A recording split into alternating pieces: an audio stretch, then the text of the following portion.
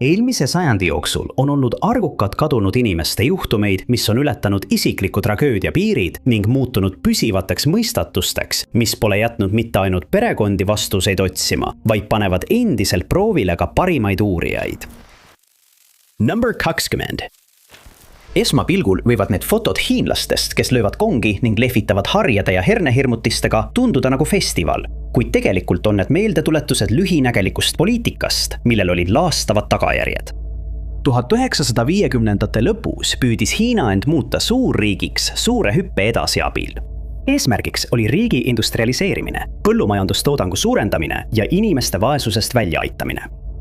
Kuid 1958 aasta veebruaris käivitas valitsus ka rahvatervise kampaania nimega 4 kahjuri hävitamine. Sihtmärkideks olid rotid, sääsed, kärbsed ja varblased. Esimesed 3 olid sihtmärgiks, sest nad levitasid haigusi. Aga varblased olid sihtmärgiks, sest nad sõid teravilja. Ametnikud hindasid, et üks varblane võib aastas süüa umbes 4 naela teravilja ning kuna talud kollektiviseeriti ja neid sunniti rohkem teravilja kasvatama, hakati linde pidama tootmisele ohuks. Kõiki julgustati neid hävitama. Plakatitel olid lapsed, kes ründasid lindera kulkadega, samal ajal kui kooligrupid ja terved kogukonnad ühinesid kampaaniaga. Pesa löödi puudelt maha, munad purustati ja kui lindudeni ei pääsetud, kogunesid inimesed nende alla, lehvitasid lippe ja lõid kongi, et takistada lindudel maandumist. Paljud linnud väsisid ja ehmusid nii ära, et kukkusid lihtsalt taevast alla. Üks kuulus näide puudutab Poola saatkonda, mis keeldus varblaste kütte oma territooriumile lubamast. Vastuseks sellele ümbritsesid inimesed hoone trummidega ning 2 päeva pärast oli nii palju linde surnud, et saatkonna töötajad pidid neid väidetavalt labidatega eemaldama. Kampaania hävitas varblased Hiina teatud piirkondades peaaegu täielikult, kuid tulemused olid katastroofilised. Varblased sõid küll teravilja, kuid nad sõid ka putukaid, eriti suvel.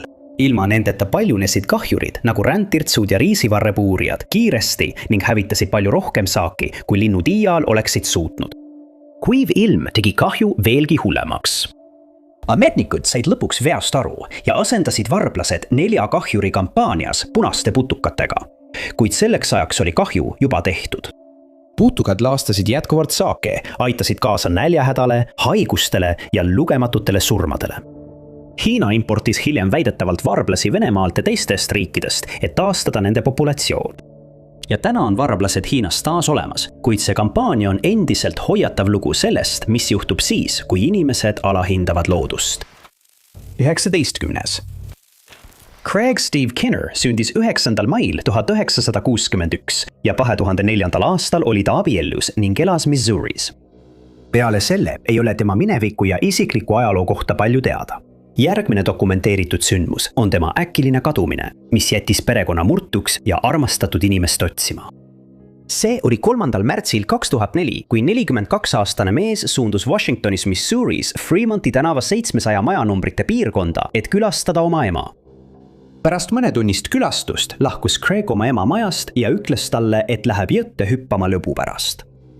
Ta helistas oma naisele ja ütles talle sama asja. Jõgi, millest ta rääkis, oli Missouri jõgi, mis asub umbes poole miili kaugusel Fremonti tänavast kirdes. Craig jättis kõik oma isiklikud asjad ema juurde ja lahkus, kuid pole teada, kas ta jõudis kunagi jõeni või kas tal oli tegelikult plaanis sinna minna. Keegi pole teda sellest ajast saadik näinud ega temast kuulnud. Kui ta sel õhtul koju ei naasnud, teatati tema kadumisest kohe Washingtoni politseiosakonnale. Mõistes, et kadunud mees võib olla ohus, käivitati koheselt otsingu ja päästeoperatsioon, kuid võimud ei suutnuks teda kusagilt leida. Tema kadumisega seotud asjaolud on ebaselged ning Craigi asukoht on endiselt teadmata. Õiguskaitseorganid on sellest ajast alates kandnud ta ohustatud ja kadunud isikute nimekirja ning tema juhtum on endiselt lahendamata. Hoolimata avalikkusele tehtud üleskutsetest jagada igasugust teavet, mis võiks selle juhtumi lahendamisele kaasa aidata, pole ilmnenud ühtegi vihjet ning perekond on selle katsumuse tõttu murtud. Craig Kinnerit on kirjendatud kui pruuni juustega ja siniste silmadega meest. Ta on 5 jalga ja 5 tolli pikk ning kaalub umbes 135 naela. Tal on tätoveeringud paremal randmel, paremal õlal ja mitmel muul kehaosal.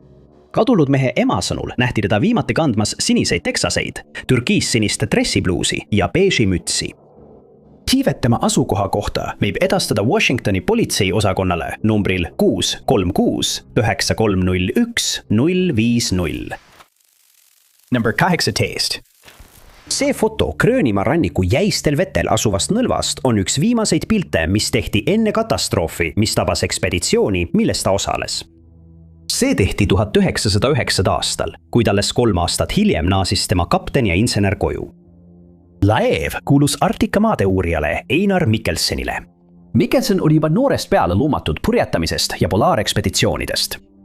Tal oli juba edukas ekspeditsioon põhjapoolusele selja taga, kui ta 1909. aastal laevaga Alabama merele asus. Sellel ekspeditsioonil oli palju tõsisem eesmärk. Umbes 2 aastakümmet varem oli Ameerika maadeavastaja Robert Peary väitnud, et on uurinud maakera põhjapoolseimat osa. Ta väitis, et seal oli kanal, mida kutsuti Peary kanaliks, mis eraldas Kirde-Gröönimaa ülejäänud saarest. 1906. aastal asus Ludwig Magnus Eriksson teele, et juhtida ekspeditsiooni, mille eesmärk oli kaardistada Gröönimaa rannikud ja määrata kindlaks saare tõeline olemus. Ekspeditsiooni käigus kadus peamine meeskond, kuhu kuulusid Eriksson ja veel 2 inimest. Mikkelseni eesmärk 1909. aastal oli leida need dokumendid ja teada saada, mis saatus oli tabanud eelnevaid maadeavastajaid. Ekspeditsioon algas 7-liikmelise meeskonnaga, kuhu kuulus ka Mikkelson. Teel peatusid nad Islandil, kus üks meeskonnaliige tuli välja vahetada. Meeskonnaga liitus Ivar Everson, kes ühines ekspeditsiooniga nii hilja, et tal polnud aega oma lähedastega hüvasti jätta. Alabama meeskond jõudis Gröönimaa kauges põhjaosas asuvale Shannon Islandile, enne kui laev jäässe kinni jäi. See polnud täiesti ootamatu. Pärast pikka talve soovis Mikkelson väga edasi maale liikuda, et otsida kivihunnikut, milles ta uskus olevat dokumendid. Alguses koosnes meeskond 5 mehest, kellest 2 jäid Alabama pardale. Kuid pärast reisi esimest osa pöördusid kõik peale Mikkelsoni ja Iversoni laeva tagasi. Need 2 meest jätkasid teekonda. Mais leidsid nad kivihunniku, kuhu olid jäetud Erikssoni ekspeditsiooni viimased sõnumid. Kohe oli selge, milles probleem seisnes. Eriksson oli tuginenud Robert Peary koostatud kaartidele, mis olid täiesti valed. Kõige tähtsam on see, et Peary väina ei olnud olemas. Selle teabega naasid Mikkelson ja Iverson tagasi laevale Alabama. See oli vaevarikas teekond ja nad pidid suurema osa oma asjadest maha jätma, kui nad üritasid tagasi jõuda. Kuid tagasi jõudes avastasid nad, et laev oli jää peal hävinenud. Ülejäänud meeskond oli kadunud. Hiljem said nad teada, et meeskonna oli päästnud mööduv laev, jättes maha kapteni ja inseneri. Mackenson oli selleks valmis olnud. Tegelikult oli ta jätnud ülejäänud meeskonnale sõnumi, et kui nad tagasi ei jõua, siis pole vaja muretseda. Ta arvas, et nad saavad mööduva laevaga kaasa minna. Kui 2 meest ehitasid Alabama jäänustest varjualust, arvasid nad, et pääste ei jää enam kaugele. Möödus 2 talve, enne kui mõni mööduv laev saabus. Selleks ajaks olid need 2 meest nii õudses seisundis, et üks päästetest jooksis tagasi oma laeva peale, arvates, et nad on hullumeelsed. Nad olid suutnud ellu jääda varasemate ekspeditsioonide poolt maha jäetud varude abil ning hoolitsedes jänesepoegade eest, et oma mõistust säilitada. Need 2 meest võeti Taanis vastu kui kangelasi. Iverseni jaoks oli see tema seikluskarjääri lõpp. Aga Mikkelson jätkas Arktika piirkonna uurimist, reisides korduvalt Gröönimaale enne kui ta 90-aastaselt suri. Number 17. Mary Denise Lance sündis 1964 aasta septembris. 2004 aastaks oli tal 2 täiskasvanud last ja ta elas koos oma perega Marshallis, Michigani osariigis. Samal aastal kolisid tema vanemad ära ja asusid elama Californiasse. Tema ema Anita soovis, et tütar koliks koos nendega läände, kuid tema ise tahtis jääda Michigani, valmistudes vanaemaks saama. 39-aastane naine elas Marshalli linnas Armsi tänava 1200 kvartalis asuvas korteris. Ta elas seal koos oma kihlatu Christopher Luke Prattiga. See juhtus vaid 2 päeva pärast seda, kui tema vanemad kolisid Californiasse. Mary kadus oma kodust pärast tüli Christopheriga. Teda nähti viimati 12. märtsil 2004 kella 22:00 ja 22:30 vahel. Tema kihlatu sõnul ütles ta, et läheb jalutama ja vaatas, kuidas ta suundus nende kompleksi autoparkla poole. Seejärel kadus ta pimedusse. Mary ei tulnud sel õhtul koju tagasi ning teda pole sellest ajast saadik nähtud ega temast kuulda olnud. 2 päeva pärast seda, kui teda viimati nähti, helistas Christopher oma kihlatu perele Californias ja küsis, kas ta on sinna läinud. Kõne oli pere jaoks kindlasti murettekitav, sest nad polnud Maryt näinud pärast seda, kui nad Michiganist lahkusid. Teade pani kadunud naise venna ühendust võtma Marshalli politseijaoskonnaga ja teatama tema kadumisest. Õiguskaitseorganid alustasid kohe uurimist, mis viis nad Mary jagatud korterisse. Seel avastasid nad, et Mary jättis lahkudes maha oma võtmed, mobiiltelefoni, kihlasõrmuse, riided ja Dodge Durango. Kodus puudus aga tema valge võrkkott, mille Christopher väidab, et Mary võttis tol õhtul endaga kaasa. Ühelgi Mary kontol pole sellest õhtust alates olnud mingit tegevust. Uurijad vaatasid läbi mitu tundi turvakaamerate salvestisi ning üks Marshalli poe kaamera jäädustas Mary umbes kell 18:30. 12 märtsil vaid mõned tunnid enne kadumist. Pere palkas hiljem eradetektiivi, kes tuvastas, et Mary käis enne oma kihlasega lähedal asuvas salongis kohtumist peopoes. Väidetavalt kuulsid tunnistajad paari tülitsemas ning nad lahkusid mõlemad peagi pärast seda. Väidetavalt oli ta teinud plaani kohtuda sel õhtul sõbraga, kuid kui sõber tuli talle järele, väitis Christopher, et Mary ei saanud enam tulla. Õiguskaitseorganid kasutasid koeraüksusi, kes suutsid jälitada lõhna lähedal asuvasse hotelli. Kuid peale selle ei olnud midagi leitud. Christopher lõpetas suhtlemise õiguskaitseorganitega ning pärast oma kihlatu kadumist mõisteti ta süüdi mitmetes süüdistustes, mis ei olnud seotud tema juhtumiga. Ta vabastati tingimisi 2013 aastal pärast seda, kui ta oli kandnud vaid 6 aastat karistust kuriteo perevägivalla, ebaseadusliku kinnipidamise ja sidevahendi rikkumise eest. Teda on nimetatud selle juhtumi huvipakkuvaks isikuks, kuid ametlikes aruannetes ei ole teda kahtlusalusena nimetatud. Mary Lance'i kadumises kahtlustatakse kuritegu ning ta on endiselt teadmata kadunud. Ta on liigitatud ohustatud ja kadunuks ning tema juhtum on lahendamata. 39-aastasel naisel oli pruunid juuksed ja pruunid silmad. Ta oli 5 jalga 6 tolli pikk ning kaalus umbes 160 naela. Tema kõrvad ja naba olid augustatud. Tal on vasakul käsivarrel eristatav arm, mis on saadud poliomüeliidi vaktsineerimisest ning öeldi, et ta kandis lugemiseks pruune prille. Tema parem kõrvanibu on rebenenud ning väidetavalt nähti teda viimati kandmas sinist haiglabluusi, millel olid kas kaisukaru või käsnakalle kujutised, tumesiniseid haiglapükse, jalga tõmmatavaid tosse, pruuni jopet ning ta kandis valget võrkkotti. Teavet tema asukoha kohta võib edastada Marshalli politseiosakonnale numbril 269 781 2596. Number 16.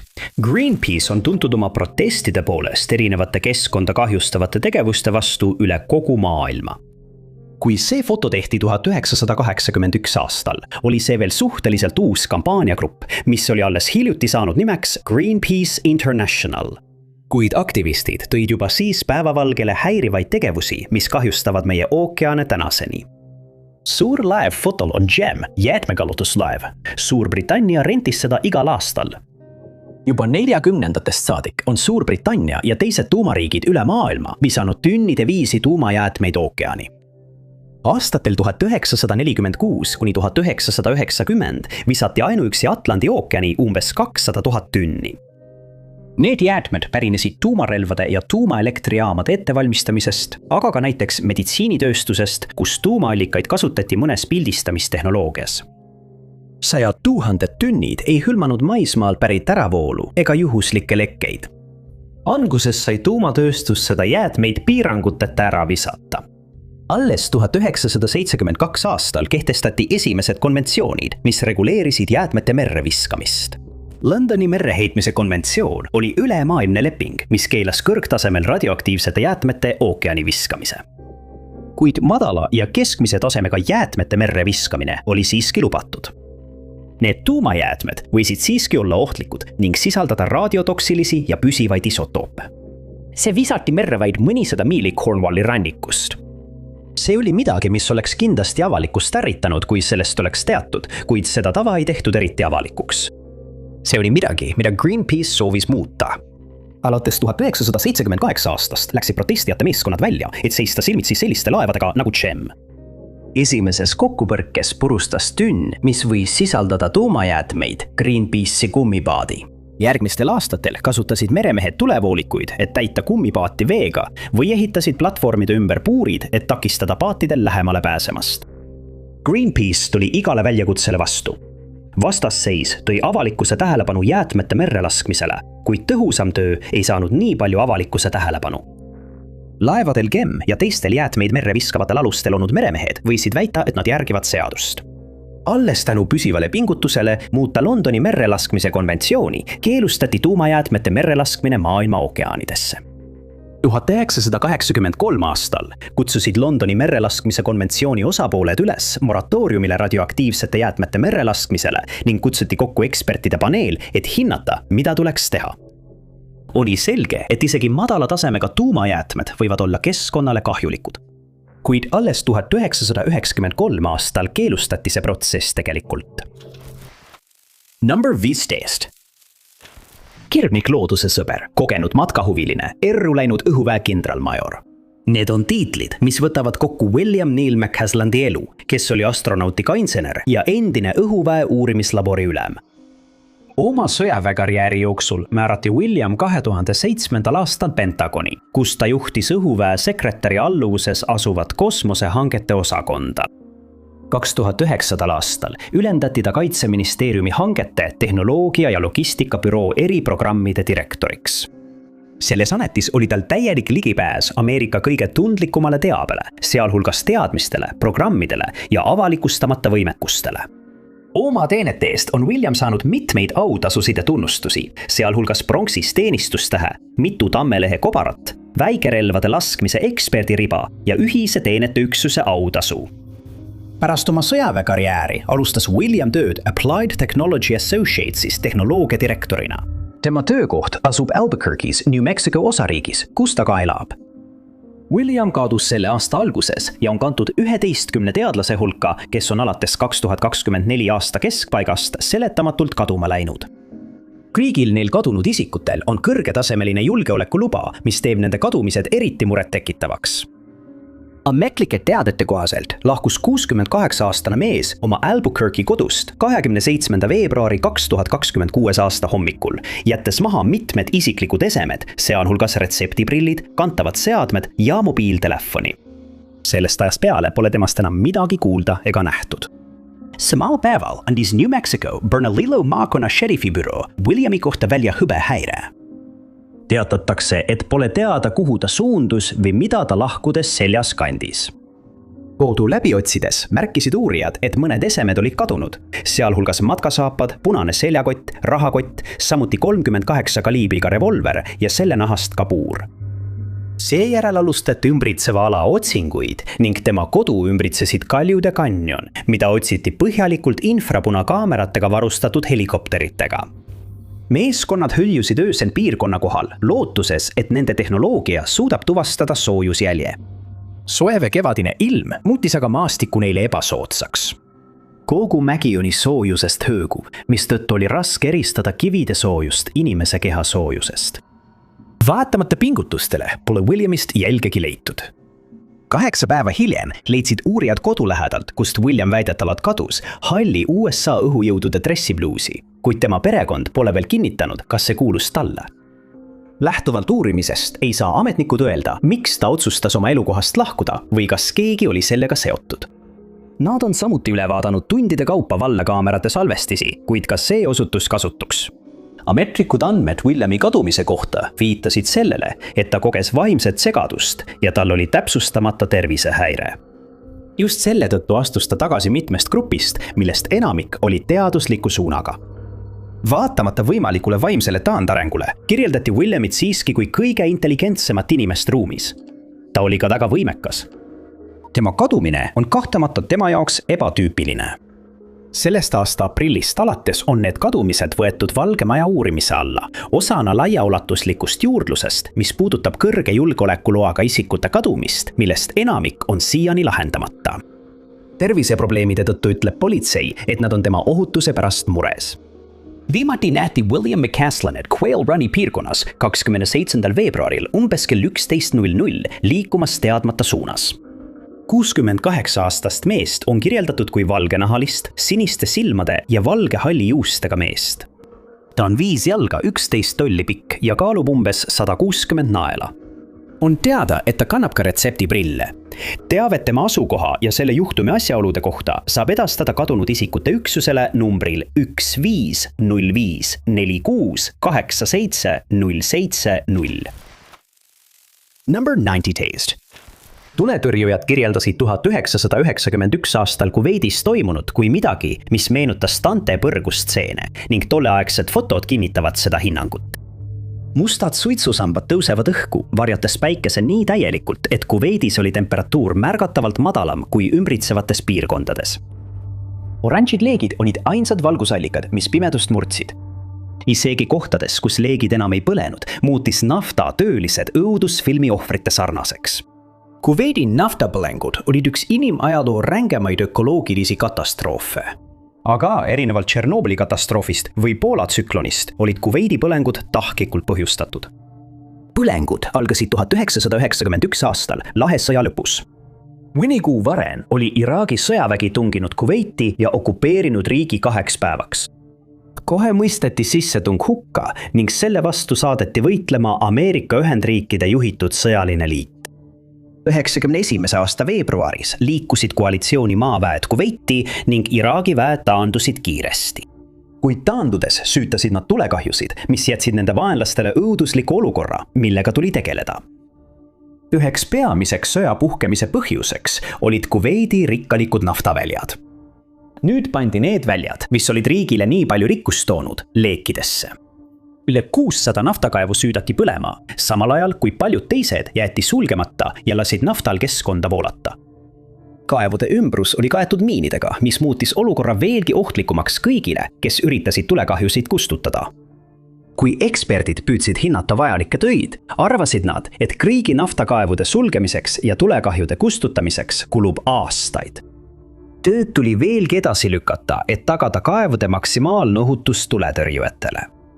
Vaid mõni kuu pärast tulekahjude algust hakkasid Kuveiti saabuma tuletõrjujate meeskonnad üle kogu maailma. Nad olid selle töö jaoks spetsiaalselt välja koolitatud ja asusid kohe tegutsema, et püüda tekitatud kahju kõrvaldada. Esimene naftakaevu tulekahju kustutati juba aprilli alguses. Tuletõrjujad pidid manööverdama läbi nafta, mis põhjustas nende nahale keemilisi põletusi, paksu suitsu, mis muutis nähtavuse peaaegu võimatuks, ning maa, mis oli kaetud laiali pillutud lippudega, mis tähistasid maamiinide asukohti. Edenemine algas aeglaselt, kuid järk-järgult said tuletõrjujatest selle ainulaadse töö eksperdid. Aastatepikkused tööhinnanguid vähendati. Viimane kaev suleti 1991. aasta novembris. Osa hävingust edastati üle kogu maailma. NASA pildid näitasid tulekahjude ulatust, mustad suitsujütid levisid üle kõrbe. Veelgi rohkem kahju tehti Pärsia lahele endale, kuhu oli vette sattunud lugematul hulgal barrelite jagu naftat. Meedias jagati pilte lindudest ja muudest loomadest, kes nafta sees vaevlesid. Inimesed tahtsid loomi aidata, kuid pärast seda, kui need linnud olid naftaga kaetud, oli nende aitamiseks vähe võimalusi. Naftakaevude sulgemist ja tulekahjude kustutamist peeti suureks võiduks ja üheks suurimaks rahvusvaheliseks sündmuseks. Saavutused, kuid ökoloogiline kahju jätkus isegi pärast seda, kui tuletõrjujad koju läksid. Number 13. Vaese Suas Vaheri juhtum on üks paljudest kadumistest, mille puhul on kahjuks vähe teavet, mis viib juhtumi ummikusse ja sunnib uurijaid lootma ainult avalikkuse abile, kes omakorda tugineb olemasolevale teabele. Suas Vaheri juhtumi kohta on aga kirjas vaid põhiandmed. Tema tausta, kasvatuse, päritolu ega eraelu kohta pole palju teada. Avalikkusele on antud kadunud naise värimuse põhiline kirjeldus ja sündmuste põhiline ajakava, mis viisid tema kadumiseni. Teabe puudumine ei muuda siiski tõsiasja, et ta on kadunud isik, kelle juhtum väärib tähelepanu. See oli 2002. aasta 12. märtsil, kui Puur, kes oli tol ajal 22 aastane, nähti viimati Minneapolises, Minnesotas. Pole kindel, mis asjaolud enda selles piirkonnas viibis või kas ta oli seal elanik, kuid just siit ta kadus ning teda pole sellest ajast saadik nähtud ega temast kuuldud. Üks nädal pärast tema kaduluks kuulutamist leiti tema sõiduk, mille kohta kirjeldus puudub, hüljatuna. Pole avalikustatud, kus või kuidas sõiduk leiti, kuid kadunud naist ei olnud selle sees ega selle läheduses. Sõiduki leidmisega Pori juhtumi ajajoon lõpeb, ning Brooklyn Centeri politseiosakond jätkab uurimist, tuginedes ainult vihjetele. uurijad ei saa kindlalt öelda, mida ta kadumise hetkel kandis, kuid praeguseks oleks ta 46-aastane ja on olnud kadunud 24 aastat.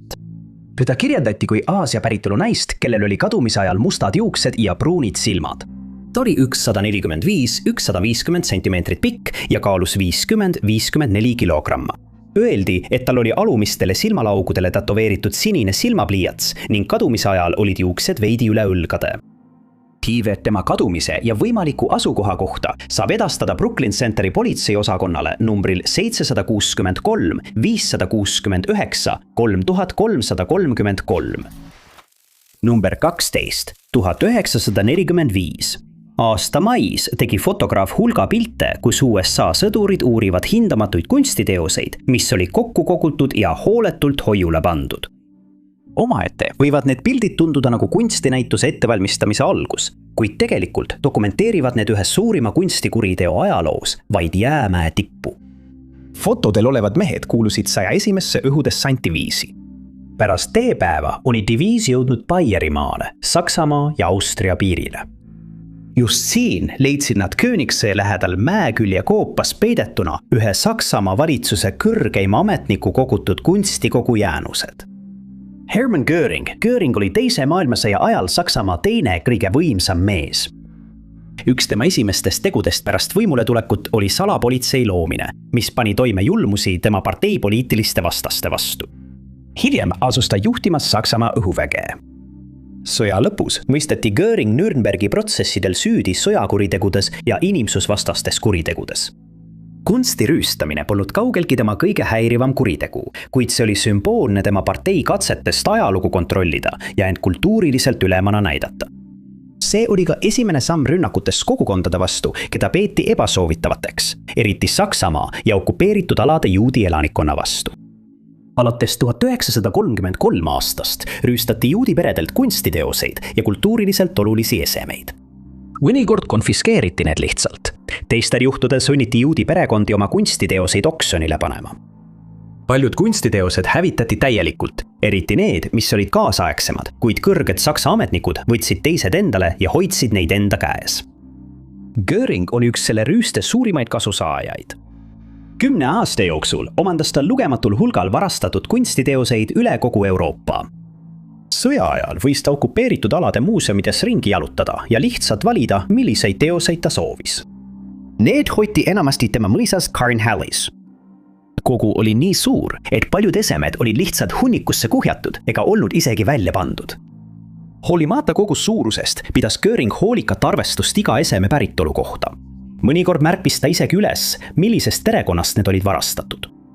Kui oli selge, et sõjakäik ei lähe tema kasuks, tegi Göring drastilise otsuse hoida oma kunstikogu liitlasvägede käest eemal. Kogu pakiti kokku ja saadeti rongiga Baierisse. Osa jäeti vagunitesse, millega neid transporditi, samal ajal kui teised peideti koopasse. Tuhanded varastatud maalid, sealhulgas Rubensi ja Rembrandti teosed, olid selle kogu hulgas, samuti skulptuurid ja muud kunstiteosed. Kui enamik aarteid oli eemaldatud, lasi Göring Ehrenhalli hävitada enne, kui Nõukogude väed valduseni jõudsid. Osa tema röövitud kollektsioonist jäi hoonesse, kui see hävitati, ja need olid endiselt rusudes, kui Nõukogude väed sinna jõudsid. Paljud kunstiteosed said parandamatult kahjustada. Pärast Baieri peidupaiga leidmist alustati tööd kunstiteoste tagastamiseks nende õigetele omanikele. See töö jätkub tänaseni, nagu ka paljude 1930-ndatel ja 40-ndatel aastatel röövitud kunstiteostega. Mõnel juhul on sellise teose õige omaniku leidmine keeruline, eriti kuna nii paljud perekonnad hävitati sõja ajal. Number 11.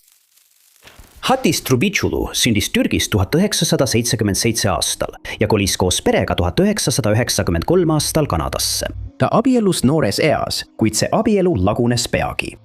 Mõni aasta hiljem abiellus ta uuesti, kuid ka see abielu ei kestnud. Kuid kumbki neist ebaõnnestunud suhetest ei takistanud tal armastust otsimast. See juhtus 2008 aastal jõulupeol, kui ta armus 29-aastasesse Risa Kossasse, kellega ta tol päeval kohtus. Nad said kiiresti romantiliselt lähedaseks ja järgnevatel kuudel tegi Hattis mitu reisi New Yorki, kus Risa elas. Sel ajal, kui paar oli kihlatud, selgus, et Risa oli abiellus ameeriklannaga nimega Winsome Angela Perez. Kuid Hattisele öeldi, et nad on lahutamas. Kas see on tõsi või mitte, pole selge. Järgmisel aastal, 2009 aastal, kaoks 32-aastane naine, kui ta suundus New Yorki, et külastada oma kaugsuhtes poissõpra, kes oli pärit Türgist. Hadis lahkus oma pere Toronto kodust Kanadas 13. juunil, plaanides kohtuda Rizaga ja veeta temaga mitu päeva. Viimati nähti teda oma pruuni 2007 aasta Toyota Corollaga sõitmas Toronto Bloor Street Westil ja Lansdowne Avenue'l. Ta ei naasnud kunagi Kanadasse ja temast pole enam midagi kuulda olnud. Mõni päev pärast tema lahkumist, 21. juunil, teatati mahajäetud sõidukist New Yorgi John F. Kennedy rahvusvahelises lennujaamas. Auto oli Toyota Corolla Ontario numbrimärgiga. See kuulus kadunud naisele ning pärast tema kadunuks kuulutamist alustasid õiguskaitseorganid kohe juhtumi uurimist. Nad uurisid pangakontosid, mobiiltelefonide kõnelogisid ja Facebooki, kuid ükski neist polnud olnud aktiivne pärast tema kadumist.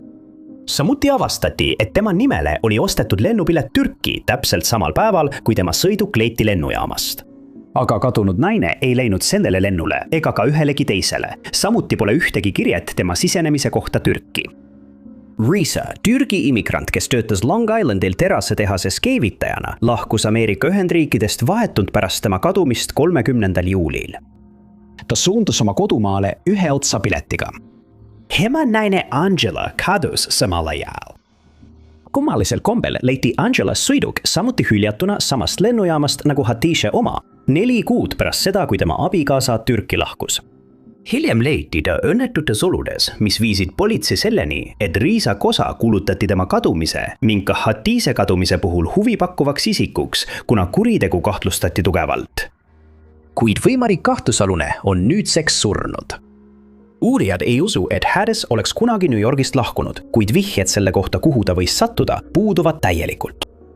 Tema kadumine on endiselt lahendamata ning ta on kuulutatud ohustatud ja kadunuks. Teda kirjeldatakse kui Kaukaasia naist, kellel on mustad õlgadeni juuksed ja pruunid silmad. Ta on 155 centimeetri pikk ja kaalub 59 kilogrammi. Tal olevat väike arm vasakul põsel ning viimati nähti teda kandmas valgeid pükse, valget triiksärki ja musti kõrge kontsaga kingi. Tivet Hadashi kadumise kohta saab edastada Toronto politsei kadunud isikute üksusele numbril 416 808 7111. Vihjeid saab jagada ka veebis aadressil 222tips.com või Toronto politsei Facebooki lehel. Number 10. 1931 aastal läks üks USA ajaloo kurikuulsamaid gangstereid kohtu alla. See polnud ühegi vägivallakuriteo eest, mille ta oli teadaolevalt toime pannud, ega isegi mitte alkoholi salakauba veo eest keelu ajal. See oli maksudest kõrvalehoidmise eest. Al Capone kohtuprotsessi fotodest on saanud selle Ameerika ajalooperioodi ikoonilised hetked, kuid üks neist näeks ilma kontekstita peaaegu koomiline välja. 1931. Aastaks oli Capone juba tuntud kui üks ohtlikumaid mehi Chicagos. 6 aastat varem ünendati ta Colossimo jõugu juhiks pärast John Torrio erru minekut. Jõugu peamine äri oli õlle ja alkoholi pruulimine ning levitamine ajal, mil mõlema müük oli ebaseaduslik. See oli turus äri ja konkurents oli tihe. Capone tegeles konkurentidega kõige vägivaldsemal viisil. Ta ei olnud nende õõvastavate tegude toimepanemisel üksi, kuid Capone ja tema meeste jõhkrus tõstis ta teistest kõrgemale. Capone oli seotud ka ebaseadusliku hasartmänguga ning teda oli seostatud vähemalt ühe mängumaja omanikuna. Kuid isegi kui Capone kuriteod olid üldiselt teada, oli tema nende eest trellide taha panemine keeruline ülesanne. Tunnistajad kadusid salapäraselt või kaotasid elu. Need, kes suutsid ellu jääda, avastasid äkitselt, et ei suuda enam detaile meenutada. Tõendid kadusid ja prokuratuuril oli võimatu juhtumit esitada. Valitsus otsis igasuguseid võimalusi, kuidas see ohtlik kurjategija tänavatelt eemaldada. 1929 aastal alustas USA rahandusministeeriumi eriluureüksus uurimist Capone'i sissetulekute kohta. Capone elas luksuslikku elu, kulutades taskurätikutele $100, mis tänapäeva rahas oleksid tuhanded. Võib-olla ei suutnud nad tõestada, et ta oli selle raha ebaseaduslikult saanud, kuid nad suutsid tõestada, et ta polnud makse maksnud. Capone'i 1931 aasta kohtuprotsess seisnes suures osas selles, et süüdistus püüdis tõestada, et Capone oli teeninud selle, mis tal oli, mis hõlmas tema hasartmängumajade endiste kassapidajate ja pangatöötajate tunnistusi tema vastu. kaitsja põhines suuresti väitel, et Capone oli halb mängur ja kaotas kogu oma raha hobuste võiduajamistel. Kui kohtuprotsess oleks olnud anonüümne, poleks see tõenäoliselt palju tähelepanu pälvinud. Kuid nimi Al Capone tähendas, et ajakirjanikud ja fotograafid olid kõik selle juhtumi vastu huvitatud. Kohtuprotsessi ajal tehti palju fotosid. Capone ise ei paistnud pildistamise vastu midagi olevat, pöördus kaamerate poole ja isegi naeratas. Aga mõned tema kaaslased polnud nii entusiastlikud. Üks kohtuprotsessi ikoonilisemaid fotosid on see, kus on näha publiku pingid. Ridades istuvad mehed, kes varjavad oma nägusid kaamera eest. Need mehed olid mafioosod, kes tulid Al Capone toetuseks. Nad ei tahtnud siiski, et nende seotusest jääks püsivaid tõendeid. Kohtuprotsessi fotod näitavad kontrasti tuntud gangsterite nagu Al Capone, kes näis arvavat, et ta on süüdistuse eest puutumatu ja varjulise allilma vahel, kus enamik kurjategijaid püüdsid rambivalgusest eemale hoida. Pärast viimase hetke vandekohtu vahetust mõisteti Al Capone süüdi vaid 6-23 talle esitatud süüdistusest, kuid sellest piisas, et talle määrati 11-aastane vanglakaristus ning ta vabastati tervislikel põhjustel juba 8 aasta pärast. 9. punkt. Avalikkusele ei ole palju teada Chastity Reedi tausta ja isikliku elu kohta. Ta sündis 22. augustil 1978 ja elas 2002. aastal Little Rockis, Arkansas'es. Ta on oma pere poolt väga armastatud liige ja oli oma nõbudega lähedane. Sõbrad ja perekond kutsusid teda mõnikord hüüdnimega Button. Samuti öeldi, et tal oli terviseseisund, kuigi pole täpsustatud, mis seisund see on. Chastity lugu algab 26. oktoobril 2002, kui ta helistas ühele pereliikmele Greenwoodist, Mississippi osariigist. Ta teavitas oma sugulast, et ta on Greenwoodis ja plaanib reisida Scuba linna, Mississippi osariiki. Ta mainis ka, et võib peatuda Meridianis, mis jääb teel Scubasse. Chastity külastaks seal mõningaid oma nõbusid, kuid pärast seda telefonikõnet ei näi keegi teda enam nägevat ega temast kuulvat. 24-aastane naine reisis Türgis sinise 1998 aasta 4-aukselise Ford Contouriga, kui ta kadus. Pole selge, kas ta jõudis kunagi oma nõbu majja, mis teeb otsinguala kitsendamise keeruliseks. Ta kadus kas Greenwoodi ja Meridiani vahel või Meridiani ja Scuba vahel. Võimalik, et ta kadus ka siis, kui ta sõitis tagasi koju Little Rocki. Tundub, et neis piirkondades pole keegi temaga kokku puutunud ning Chastity või tema auto võimalikest nägemistest pole teatatud. Võimud on läbi otsinud selle piirkonna ja tee, mida nad usuvad, et noor naine kasutas, kuid neil puuduvad vihjed tema asukoha kohta. Tema sõidukid, millel on Arkansase numbrimärgid, ei ole nähtud alates tema kadumise päevast ning tema juhtum on endiselt lahendamata. Ta on kantud ohustatud ja kadunud isikute nimekirja. Tema kadumisega seoses ei ole ühtegi kahtlusalust nimetatud ega ole ka teatatud ühestki võimalikust vihjest või nägemisest seisuga 2026 aasta. Chastity oleks nüüd 47-aastane ning on teada, et tal on terviseprobleem ja ta kasutab oma perekonnanimena hüüdnime Button. Teda on kirjeldatud kui afroameeriklannat, kellel on mustad juuksed ja pruunid silmad. Ta on umbes 5 jalga 7 tolli pikk ja kaalub umbes 320 naela. Mõlemad tema kõrvad on augustatud ja kadumise ajal kandis ta rohelisi venivaid pükse ning valget särki. Juhtumit uuriv asutus on Kemperi maakonna šeriffi büroo ning nendega saab ühendust võtta numbril 601 753 2255. Number 8.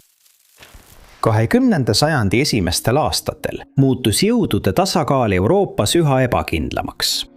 Mandril oli valitsenud suhteline rahu alates Napoleoni sõdade lõpust 100 varem. Kuid imputeeriumide kasvades sattusid Euroopa riigid üksteisega maailmalaval konkureerima. Rahule püüdlemiseks loodi kaitseliidud, kuid see tähendas ka seda, et piisab vaid ühest riigist, kes teisele sõja kuulutab, et kogu manner oleks sõtta kistud. Inžete kasvades kohtusid 2 nõbu, et püüda oma 2 riigi vahel rahu läbi rääkida. Vene tsaar Nikolai II ja Saksamaa keiser Wilhelm II sattusid lõpuks esimeses maailmasõjas vastaspoolele. Kuid aastakümnetel enne sõja algust olid nad head sõbrad. Nikolai oli abielus Wilhelmi esimese nõuga ning nad olid ka kaugemad sugulased, kuid nad kutsusid teineteist nõbudeks ja kasutasid hüüdnimesid Willy ja Nicky. Vaatamata lähedastele suhetele ei olnud nende vahel kaitseliitu. 1905 aastal kohtusid need 2 monarhi, et proovida seda muuta. 24. juulil kohtusid need 2 Soome ranniku lähedal Saksa laeva Berlin tekil. Wilhelm viis Nikolai laeva ülevaatusringkäigule ja poseeris koos meremeestega fotodel. Kuid kohtumise kõige olulisem osa oli dokumendi allkirjastamine, mida hakati tundma Björke lepinguna. Leping oli kaitsepakt. Kui keegi ründaks kumbagi riiki Euroopas, tuleks teine appi.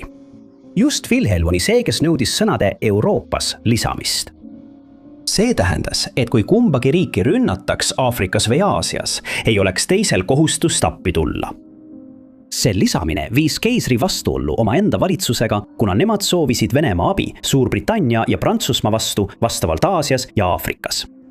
Aga kaiser arvas, et see tõmbaks nad lihtsalt sõtta, mida neil poleks vaja pidada. Kumbki monarh ei saanud oma valitsuselt selle lepingu jaoks toetust ning seda ei ratifitseeritud kunagi. See ei takistanud neid siiski tulevikus uuesti kohtumast. 2 aastat hiljem kohtusid nad Saksamaa Balti mere rannikulinnas ning see oli laialdaselt kajastatud kohtumine, kus pressifotograafid tegid neist 2 monarhist palju fotosid. Nad jäädvustati teineteise sõjaväe vormides diplomaatilise žestina. Tsar kandis Preissima dragonipolkovniku vormi, samal ajal kui keiser kandis kasakapolkovniku vormi. Seekord ei allkirjastatud ametlikult ühtegi lepingut, kuigi nad vandusid igavest sõprust. Keegi, kes tol päeval sündmusi jälgis, poleks kunagi oodanud, et need 2 meest oleksid vaid mõne aasta pärast sõjas vastaspoolel. 2 aastat hiljem, 1909. aastal, toimus veel üks kohtumine 2 monarhi ja Vene keiserliku perekonna vahel ning see oli palju vähem avalikustatud, kuid jäädvustati rohkem pilte, kus keiser oli koos Nikolai ja tema lastega. Esimese maailmasõja eelõhtul saatsid Nikolai ja Wilhelm telegraafe edasi-tagasi, püüdes takistada sõjategevuse puhkemist nende 2 riigi vahel. Nende vahel polnud küll kaitseliitu sõlmitud, kuid Venemaa oli sõlminud Prantsusmaaga lepingu ja olnud juba pikka aega Serbia kaitsja. Saksamaa oli sõlminud Austria-Ungariga lepingud ja valmistus minema sõtta oma liitlase kaitseks. Hoolimata mõlema monarhi püüdlustest võitlust peatada, mobiliseeriti väed ja mõned päevad pärast nende viimast telegrammi kuulutas Saksamaa Venemaale sõja. Number 7. Tatran Harrimanil oli üsna uskumatu elu. Tema juured olid seotud Vietnamiga, kus ta sündis 1944 aasta veebruaris. Ta kasvas üles riigi lõunaosas Tay Ninnis Saigoni lähedal asuvas linnas. Tema kodu asus Saigoni jõe kaldal, mis andis talle hilisemas elus erilise kiindumuse vee ääres elamise vastu. Kui ta oli 22-aastane, sünnitas ta oma esimese poja, Minh Hy. Hiljem samal aastal kaotas ta oma abikaasa kestva Vietnami sõja tõttu ning 2 aastat hiljem, 1968 aastal, kohtus ta Ameerika sõduri Clinton Harrimaniga, kes oli USA kaubalaevastiku ohvitser. Clinton ja Tatt armusid esimesest silmapilgust ning abiellusid traditsioonilises Vietnami tseremoonias. Koos ehitasid nad maja Tai Ninh maapiirkonda, kus neil sündis tütar nimega Tu Hong. Kuid möllava sõja tõttu pidid abikaasad välja mõtlema plaani, kuidas tüdruk turvaliselt ära viia, sest tema poolenisti Vietnami ja poolenisti Ameerika päritolu tegi temast sihtmärgi. See pingutus viis perekonna ühest kohast teise, sealhulgas Maini Casco lahe kivistele randadele ja Mehhiko lahe madalikele, jätkates vee ääres elamise joont, kus nad elasid värvikat ja õnnelikku elu. Tatt töötas vabatahtlikuna pagulaste haiglates Vietnami tõlgina ning tal läks hästi. Ta teenis head elatist ja uuris isegi võimalusi osta Texases lisakinnisvara, lootuses saada üürileandjaks ning olla lähemal oma nüüdseks täiskasvanud pojale ja lastelastele. Kodu, mille ostmist ta kaalus, pakuks talle taas suurepärase vaate ookeanile. Ta oli elevil võimaluse üle kolida kohta, kus ta saaks oma perega taas ühenduda ning ta ootas põnevusega uusi tutvusi. Ta unistas meie lastelastele kalapüüdi õpetamisest ja leiaks kindlasti viisi, kuidas panustada Vietnami kogukonda oma uues linnas. Aga Tatt ei saanudki seda võimalust kunagi. See oli 2001 aasta suvi, kui 57-aastane Tatt kavandas marsruudi League City ja Corpus Christi Texase vahel. League City's külastas ta oma poega ning Corpus Christi's otsis ta kinnisvara ostmiseks. Tema plaan oli sõita mööda maalilist marsruuti maanteed 35, otsides võimalikke kodusid. Ta lahkus oma poja kodus 2001 aasta 12 juuli, umbes kell 5:00 hommikul roosakvartsi karva 1995 aastal Lincoln Continentaliga, millel oli eritellimusel Florida numbrimärk Totsi. Autol oli tagaosas väike ruudukujuline, kleebis kirjaga BJC ning eesosas Navy Seali embleem. Umbes kell 8:30 samal hommikul, 3,5 tundi pärast tema lahkumist, üritas üks Totsi sõpradest talle mobiilile helistada. See helises 4 korda, enne kui kõne suunati kõnepostile, mis viitas sellele, et seade oli sisse lülitatud. Kell 10:30 üritas sõber talle uuesti helistada ja seekord suunati kõne kohe kõnepostile, mis tähendas, et seade oli nüüd välja lülitatud. Selleks õhtuks, kui temast polnud ikka veel midagi kuulda, hakkasid tema pere ja sõbrad muretsema. Tema poeg helistas lõpuks kohta, kus ema pidi tol ööl ööbima, kuid selgus, et Dot ei olnudki sinna jõudnud. Järgmisel päeval teatati naisest kohalikule politseijaoskonnale kui kadunust. Põhjalikud otsingud viidis seejärel läbi League City ja Corpus Christi vahel, kuid need pingutused ei ole andnud ühtegi vihjet Doti kadumise kohta. The Lincolni autot pole kunagi leitud ning see on sama salapäraselt kadunud nagu Dot ise. Aastate jooksul on Doti kadumise kohta ilmunud vaid üksikuid killukesi, kuid ükski neist juhtlõngadest pole tulemusi andnud. Texase ja Florida vahel on olnud mitu kinnitamata teadet Doti nägemisest. Tunnistajad on samuti teatanud, et on näinud teda koos tuvastamata afroameeriklasest mehega. Teda kirjeldatakse kui saledat ja umbes 20. eluaastates meest tol ajal.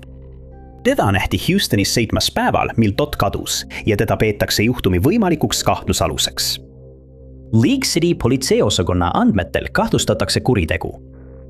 Dot Ran Harriman on Aasia naine, kellel on halliks tõmbuvad mustad juuksed ja pruunid silmad. Ta on Vietnami päritolu ning tal on armid kõhul, millest üks on keisrilõike ja teine emaka eemaldamise operatsiooni tagajärg. Samuti on teada, et ta kannab prille.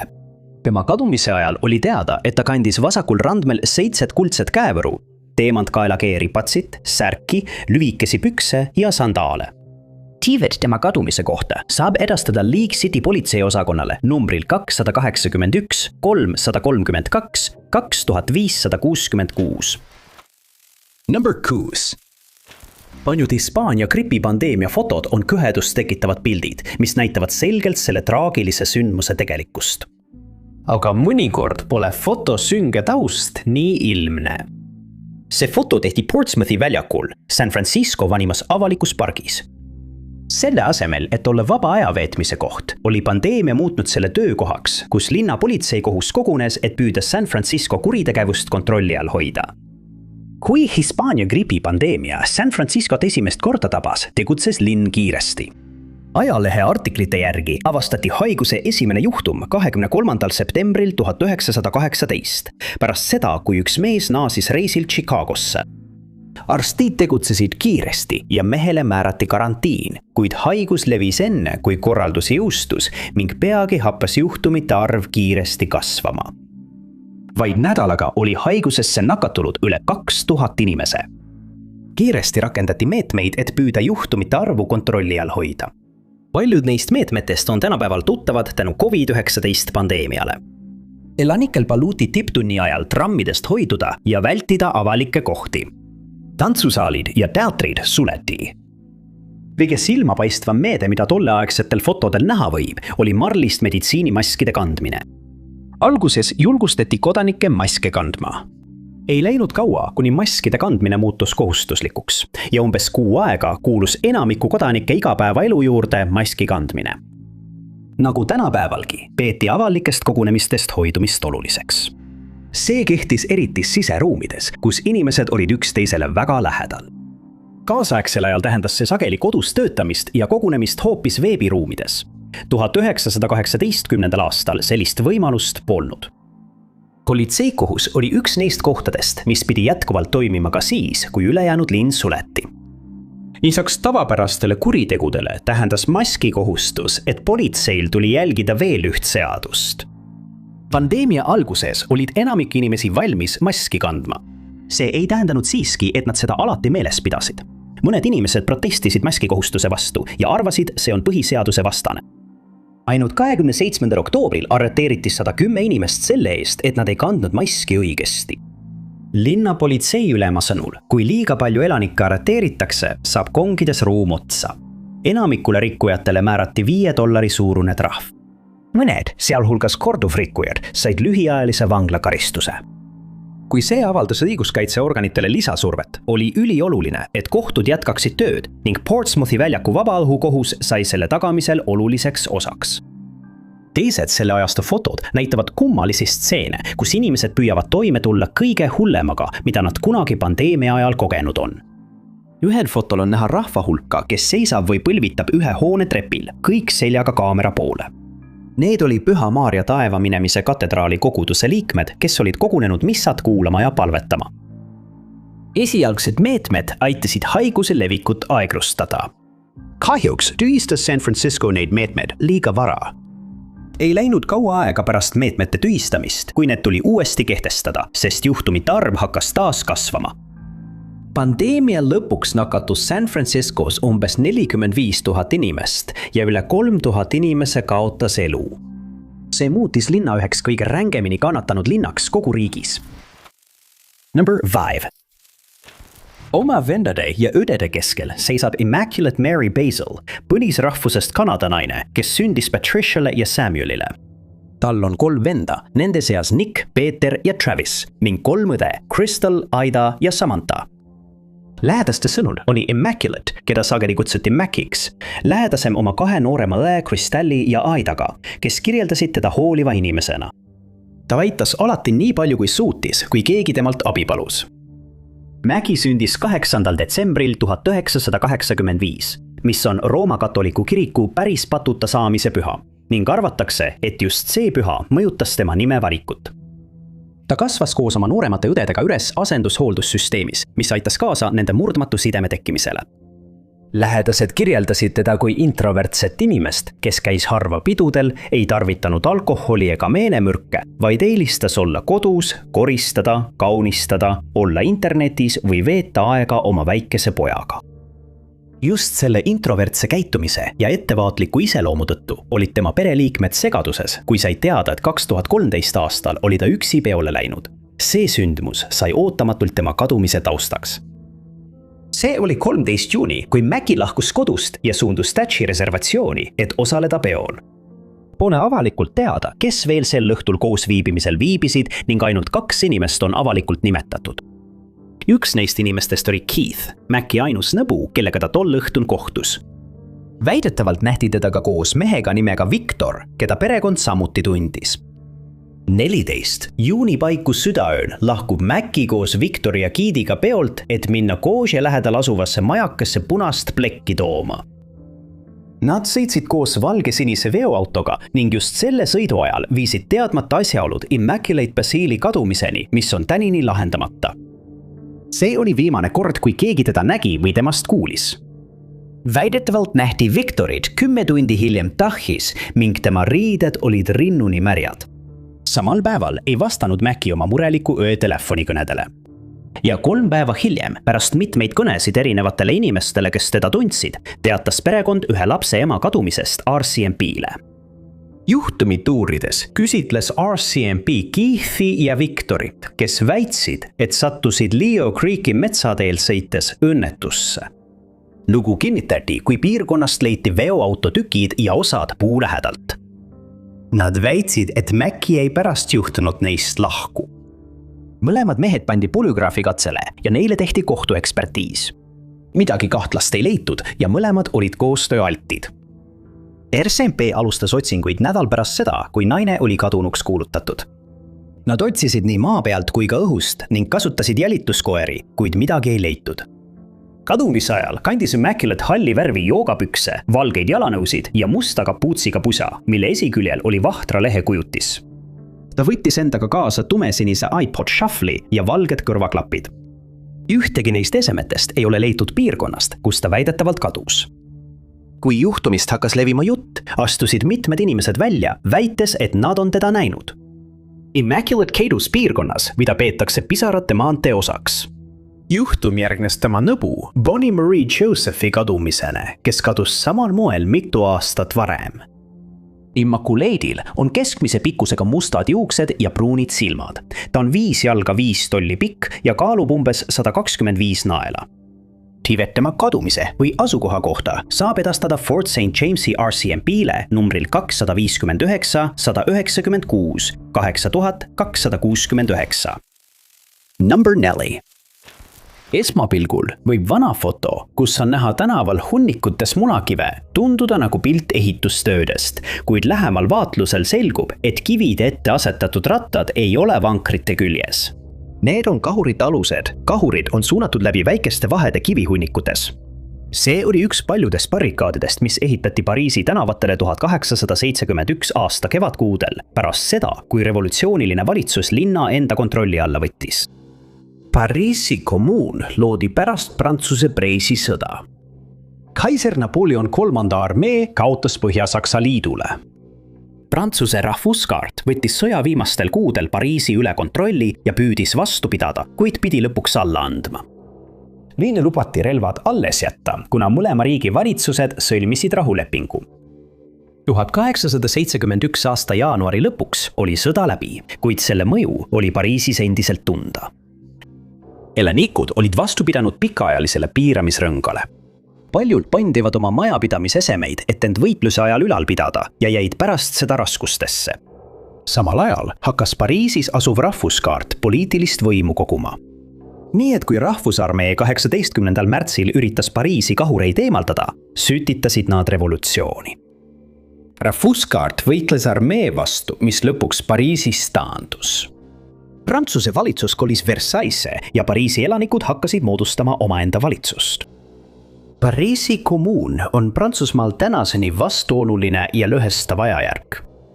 Karl Marx tõstis revolutsiooni ideaali tasemele ning paljud kommunistlikud ja sotsialistlikud valitsused on nimetanud end Pariisi kommuuni auks. Feministlikud rühmitused on samuti leidnud revolutsioonis aspekte, mis viitavad selle feministlikule olemusele, samal ajal kui anarhistid on selle enda omaks kuulutanud. Pariisi kommuun koosnes kõigist Pariisi elanikest, kes moodustasid palju erinevaid poliitilisi rühmitusi ja klubisid.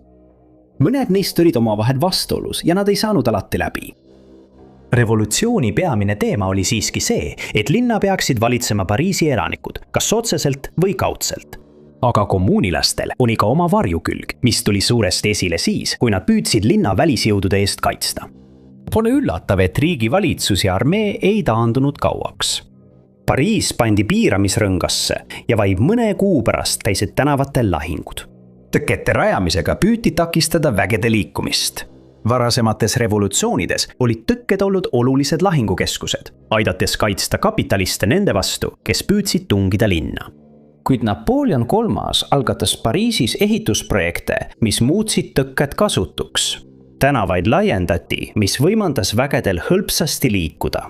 See ei takistanud revolutsionääre vapralt võitlemast. Nii naised kui mehed mehitasid barrikaade, kuni nad maha suruti. Pariisi kommuuni viimasel nädalal süüdati linna tähtsad monumendid põlema. Enamik ajaloolasi nõustub, et tulekahjude taga olid kommuunlased, kuigi mõned usuvad, et see võis olla armee pommitamise tagajärg. Kommuunlased võtsid ka pantvangide elud kättemaksuks revolutsionääride kaotuse eest, kes olid rahvusvägede poolt kinni püütud. Viimane barrikaad, mis langes, oli kas Rue Ramparti, Rue Réveilloni või Rue de la Fontaine du Roi oma. Igaüht neist kaitsti raevukalt, kuid kommuunlased jäid lõpuks alla. 28. mail 1871 sai Pariisi kommuun läbi. See kestis vaid 72 päeva, kuid selle mõju Pariisile ja kogu Prantsusmaale on kestnud tänapäevani. Number 3. Kirk von Ackermanni seotus sõjaväe ja luureteenistustega näib olevat alanud 90-ndatel, kui ta teenis Ameerika Ühendriikide armees vene keele lingvistina. Ta oli samuti luureohvitser Ameerika Ühendriikide õhujõududes, kus ta täitis NATO luure asejuhi rolli Kosovos. Kirkist sai autasustatud ametnik tema osalemise eest operatsioonides vaenlase territooriumil. Ühel oma teenistusmissioonidest kuulutati 37-aastane Kirk 2003. aastal kadunuks. Oli oktoober ja Kirk, kes töötas Kaitseministeeriumi lepingulise töötajana, oli tööle võetud ettevõttesse Ultra Services, mis asus Istanbulis, Türgis. Ta saadeti Tigriti Iraaki osana operatsioonist Iraagi vabadus. See oli vigane plaan, mida kimbutasid mitmed probleemid. Mõned selle projekti probleemid olid poliitiline sekkumine, ebarealistlikud ootused ja tõsine vägede nappus. Kirk on kantud kadunuks. 9. oktoobril 2003, mil tema sõiduk leiti hüljatuna teelt Kirkuki ja Tigriti vahel. Vahetult enne auto leidmist helistas Kirk oma kolleegile Ryan Manalikule ja selgitas, et tal on rehv tühi ning ta vajab tungrauda. Kui kohale jõuti, et teda aidata, polnud Kirki enam kusagil näha. Tema mahajäetud autos olid kõik tema varustused, sealhulgas satelliittelefon, arvuti ja kohver, samuti valveta $40,000 sularahas. USA ACDC suuremahulise hangedepettuste üksus uuris nii Kirki kadumise juhtumit kui ka õnnetut juhtumit, mis juhtus Manalikiga vaid 2 kuud varem. Manaliku isa sõnul oli ta saanud oma pojalt e-kirja, milles poeg vihjas, et kahtlustab Ultra Servicesi kolleege, kelle koduleht väitis, et nad on Pentagoniga teinud äri $14 miljoni väärtuses, olevat seotud pettustega Ameerika Ühendriikide armee hanketöötajatega. Manaliku kirjutatud e-kiri viitas sellele, et ta kartis oma elu pärast, kuid ta ei öelnud miks.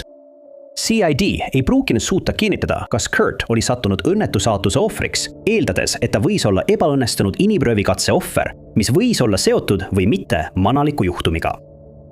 Peale selle ei ole uurijad rohkem teavet avaldanud, kuna tegemist on kõrge profiiliga ja endiselt käimasoleva juhtumiga. Kurt on kantud üheks 5 kadunud mehest, kes on olnud Kaitseministeeriumi lepinguliste töötajate hulgas alates operatsioon Kõrbetorm algusest. Tema kadumine on endiselt vastuolude allikaks. Teda on kirjeldatud kui valgenahalist meest Moss Beachist, Californiast. Teda jäid leinama abikaasa ja 3 last ning ta oli Siebel Systemsi juhataja San Mateos, Californias. Tema kadumise uurimine jätkub endiselt ning temaga seotud teave tuleks edastada lähimale politseiasutusele või FBI büroole. Teisel kohal. Theodore Hall oli vaid 18-aastane, kui ta palgati noorima teadlasena töötama Manhattani projekti kallal. Tema ID-märgil on näha Halli unikaalne turvanumber KK19. See andis talle ligipääsu ühele maailma kõige salajasemale rajatisele ning ta kasutas seda ära, et edastada teavet Nõukogude Liidule kui noorin tuumaluuraja. Hall kasvas üles New Yorgis, olles juudimehe poeg, kes oli Ameerikasse emigreerunud, et põgeneda Vene impeeriumi eest. Ta näitas juba noores eas üles kõrget intelligentsust, osaliselt tänu oma vennale, kes oli temast 11 aastat vanem ja teda juhendas. Hall jättis koolis mitu klassi vahele ja lõpetas keskkooli vaid 14-aastaselt. 16-aastaselt alustas ta füüsikaõpinguid Harvardi ülikoolis ja lõpetas 2 aastat hiljem. Üks tema õpetajatest Harvardis soovitas teda Manhattani projekti jaoks ja ta võeti tööle 1944 aastal. Halli peamine ülesanne oli välja arvutada uraani kriitiline mass, mida kasutati ühes relvas, mis visati Jaapanile. Hall avaldas peagi uuel töökohal muljet ning temast sai selle projekti kriitilise osa kallal töötama meeskonnajuht. Vaatamata suurele survele, mis talle teismelisena pandi, ei paistnud Hallil väidetavalt väliselt mingeid probleeme olevat. Kuid tema mõtetes toimus palju. 1944 aasta suveks oli Los Alamose teadlaste seas hästi teada, et relva peamine eesmärk polnud seotud ühegi teljeriigiga. Oli selge, et Saksamaa ei suuda tuumarelva ehitada. Selle asemel olid armee ametnikud palju rohkem mures Nõukogude Liidu pärast, mis oli tol ajal veel USA liitlane. Paljud Manhattani projekti kallal töötavad teadlased olid mures selle pärast, mida tuumarelvad teeksid jõudude tasakaalule maailmas. Üks asi oli ehitada relv ettevalmistusena Saksamaa poolt kasutatava sarnase relvarünnakuks. Aga kui USA oleks ainus riik, kellel on tuumarelv, ei näinud ta selles mingit mõtet. Paljud kirjutasid presidendile, et veenda teda mitte heitma neid relvi Jaapani peale, kuid pole selge, kas Truman kunagi selle petitsiooni sai. Hall oli üks teadlastest, keda muretses see, et USA on ainus riik, kellel on tuumarelvad. Kui ainult ühel riigil oleks see hävitusrelv, ei saaks keegi midagi teha, et takistada neil muutumast samasuguseks autoritaarseks riigiks, mida Euroopas parasjagu võideti. Halli arvates oli aatomirelva skeemide jagamine Nõukogude Liiduga ainus viis tagada jõudude tasakaal ja rahu vastastikku tagatud hävingu kaudu. 1944. Aasta oktoobris naasis Hall ametlikult sünnipäeva tähistamiseks koju New Yorki. Külastuse ajal peatus Hall ühe Nõukogude Liidu ettevõtte peakorteris, kus talle anti NKVD agendi nimi, kellele ta sai teavet edastada. Hall andis edasi teavet Los Alamose teadlaste kohta, tööjõukorralduse ning seadme enda üksikasjade kohta. Ta ei olnud ainus aatomispioon, kes Manhattani projekti kohta teavet edastas, kuid tema võis anda Nõukogude teadlastele, kes üritasid omaenda relva luua, kõige kasulikumat teavet. Alles 1950, 0 aastal hakkas USA armee hallispionaažis kahtlustama, kuid selleks ajaks oli ta juba Manhattani projektist lahkunud ja õppis Chicago ülikoolis. Tema nimi tuli välja Nõukogude spioonide vahel dešifreeritud kirjavahetuses. Temaga tehti intervjuu, kuid ainus tõend, mis sõjaväel oli, pärines dešifreeritud sõnumitest ning nad otsustasid süüdistusi mitte esitada. Ta sai hiljem biofüüsikuks ja elas kuni 1999 aastani, mil ta suri 74-aastaselt. Number 1. See oli 1988 aastal, kui Dominique Cardouin, kelle juured on Pariisis, Prantsusmaal, otsustas kolida Soome. Ta leidis tööd giidina Soome Lapimaal ja säilitas topeltkodakondsuse. Tema enda eluloo järgi oli tal üsna kirev elu. Ta kasvas üles Alpides pärast seda, kui jäi varakult orvuks. Väidetavalt diagnoositi tal vähk, millest ta paranes. Annes palju hiljem saadi teada, et see lühike taustalugu oli välja mõeldud. Hoolimata sellest, et ta oli oma mineviku kohta loo välja mõelnud, oli Dominique endiselt austatud isik, kes klammerdus ühe eesmärgi külge, millest ta keeldus loobumast. Ja just see eesmärk sai ootamatuks taustaks tema kummalisele kadumisele, mis on tänaseni lahendamata. Dominique tahtis saada esimeseks naiseks, kes üksi jõuab geograafilisse põhjapoolusesse ja suusatab sinna. 2001 aastal asus ta sellele teekonnale ja jõudis sel kevadel magnetilisse põhjapoolusesse. 2003. aastal asus ta teele geograafilise põhjapooluse poole, kuid ei suutnud läbida halastamatut maastikku. Ta päästeti lumiselt maastikult, kuid enne seda võttis külmakahjustus mõned tema varbad, mis hiljem amputeeriti. Kuid Dominique ei lasknud end heidutada ning 2004 aasta märtsis, olles 43-aastane, alustas ta oma teist katset saada esimeseks naiseks, kes suusatab üksi põhjapoolusele. Tema baasiks oli Põhja-Soome, kus tema kauaaegne sõber Tuoma Jantunen töötas Soome Vabaõhuliidu tegevdirektorina. 5. märtsil lahkus Dominique Siberis asuvast Arkadicheski Nemest, et suunduda geograafilise põhjapooluse poole, liikudes üle jäävälja. Ta võttis kaasa kaasaegsed sidetehnoloogiad ja piisavalt toitu, et see kestaks 17 päeva. Sihtkohta jõudmiseks pidi ta läbima karmi, lumise ja halastamatu külmaga maastiku ning aerutama süstaga jääpankade vahel. Kuid päev pärast tema teekonna algust kaotas ta ootamatult ühenduse oma baasiga. Side puudumine käivitas kohese otsingu ja päästeoperatsiooni, kus päästehelikopter tiirles piirkonna kohal, lootuses leida temast mingigi jälg. Kuigi nad ei leidnud Dominique, leidsid päästetöötajad siiski teise ränduri, Frédéric Chamard-Baudet, kes kadus päev varem eraldi missioonil. Järgmistel päevadel naasid meeskonnad rajale, mida arvati, et Dominique oli läbinud, kuid jäid tühjade kätega. Otsingud lõpetati selle kuu lõpuks. Pärast tema kadumist avastasid sõbrad ja töökaaslased, et tema alpinisti taustaga seotud lugu ei vastanud tõele ning neil õnnestus üles leida nii tema õde kui ka onu.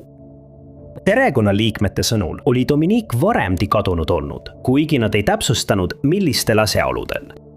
Need sugulased usuvad, et ta on endiselt elus ja võib lihtsalt kusagil mujal elada. Dominique'i onu on öelnud, et ta võis alustada uut elu ja võib-olla Venemaal. Pole teada, mida tollal 43-aastane naine kadumise hetkel kandis, kuid teda on lihtne tuvastada tema puuduvate varvaste järgi, mis amputeeriti pärast külmakahjustust. Tal on sinised silmad ja kadumise ajal olid tal lühikesed blondid juuksed.